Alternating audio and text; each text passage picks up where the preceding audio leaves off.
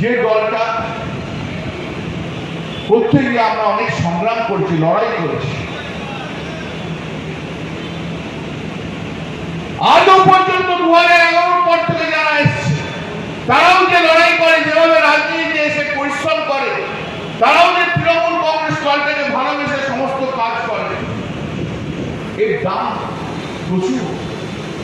এটাই তো রাজনৈতিক দল।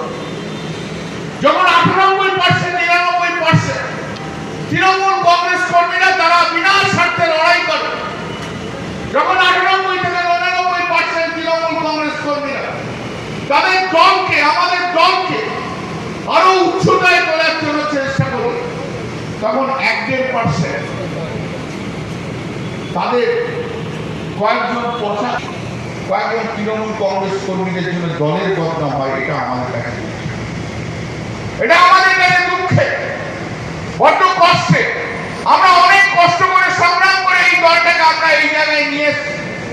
আর আজকে কিছু ছেলে এসছে যারা কোনোদিন আগে দল করেনি, যারা অতিরিক্ত স্যাক্রিফাইস নেই, সেই 1% ছেলের জন্য দলের বদনাম হচ্ছে। আমরা সহ্য করতে পারি না, আমাদের পক্ষে সহ্য করা সম্ভব না। একটা রাজনৈতিক দলের কর্মী আমি একজন রাজনৈতিক দলের পুরুষ কর্মী।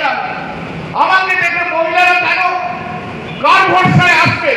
আমাদের দেখেই তো তারা সেই ভরসায় তারা রাজনীতি করতে আসছে। এই যে এখন এখানে এত মহিলা রয়েছে, তারা কার ভরসায় আজকে এই জায়গায় এসছে?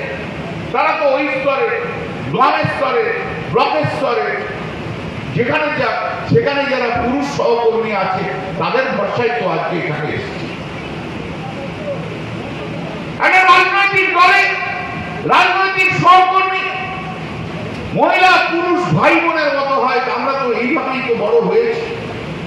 আজকে আর দুঃখের কথা, আর সত্যি কষ্টের কথা যে একজন তৃণমূলের ছাত্র পরিষদের ছেলে একটি মেয়েকে ধর্ষণ করেছে। ইচ্ছে দুঃখের বোধহয় এর দুঃখের কিছু হতে পারে না। এদের মধ্যে কোনো মূল্যবোধ নেই, দায়িত্ববোধ নেই। এরা রাজনীতির কোনো অঙ্গ নয়। এরা রাজনীতি পচা মাল, এরা রাজনীতির পচা মাল, খুশি মাল। যেইভাবে ধর্ষণ করতে পারে কোন সহকর্মীকে, তার ফাঁসি হওয়া উচিত। ফাঁসি ছাড়া কোনো জায়গা নেই। যারা সেই ধর্ষণের সাক্ষী, গণধর্ষণ যারা করেছে, তাদের ফাঁসি হওয়া উচিত। তাদের ফাঁসি হওয়া উচিত।